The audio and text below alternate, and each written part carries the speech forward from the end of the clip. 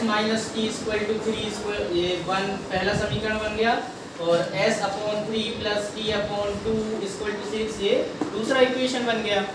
अब दोनों इक्वेशन में से सरल कौन सा लग रहा है हमको? हमको लग रहा है पहला वाला इक्वेशन, बिल्कुल इजी लग रहा है। तो हमने क्या किया, पहले इक्वेशन में से s का मान निकाल लिया, s का मान आया 3 प्लस टी, बाकी हम पक्षांतर कर दिए तो t इधर प्लस में आ गया। अब समीकरण 3 बन गया ये। अब इक्वेशन 3 से s का मान 3 प्लस टी इक्वेशन 2 में रखेंगे, क्योंकि एक से मान निकाले तो हम प्रतिस्थापन विधि में दूसरे में मान रखते हैं।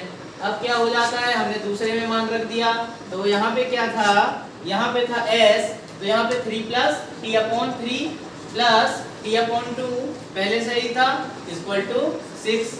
अब यहाँ पे हमको देखो एलसीएम 6 दिख रहा है, तो हम क्या कर रहे हैं, या तो एलसीएम लेके गुणा सॉल्व कर लो, या तो एलसीएम में जो संख्या आ रही है उसका पूरे समीकरण में गुणा कर दो। तो पूरे समीकरण हमने क्या किया, हमने पूरे समीकरण में 6 का गुणा कर दिया है, 6 का गुणा कर दिया पूरे समीकरण में।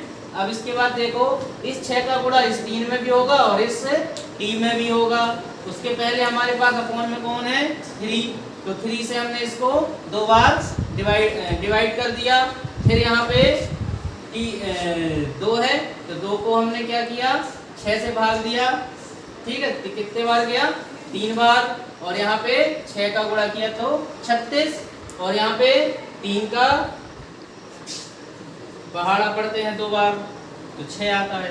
अब वो सॉरी 3 का पहाड़ा हम 2 बार पढ़ते हैं तो हाँ 6 आता है, तो 2 बार पढ़ा हमने। अब 2 का गुणा 3 में भी होगा और t में भी होगा, तो ये आ गया 2 3 6 और 2 t प्लस यहाँ पे 3t और यहाँ पे 36। अब यहाँ पे 2 और 3t 5t और 6 को इधर ले आए पक्षांतर करके, क्योंकि चर और ये भी चर है, सॉरी कांस्टेंट और ये भी कांस्टेंट है, तो ये दोनों को हमने इधर ले आया, तो यहाँ पे घट गया 36 में से 6। अब यहाँ पे t का मान आ गया 6, और 6 जो t का मान हमने समीकरण 3 में रख दिया, तो 3 में रखने पर हमको इक्वेशन ये मिल रहा है, और s का मान आ गया 9 और t का मान आ गया 6।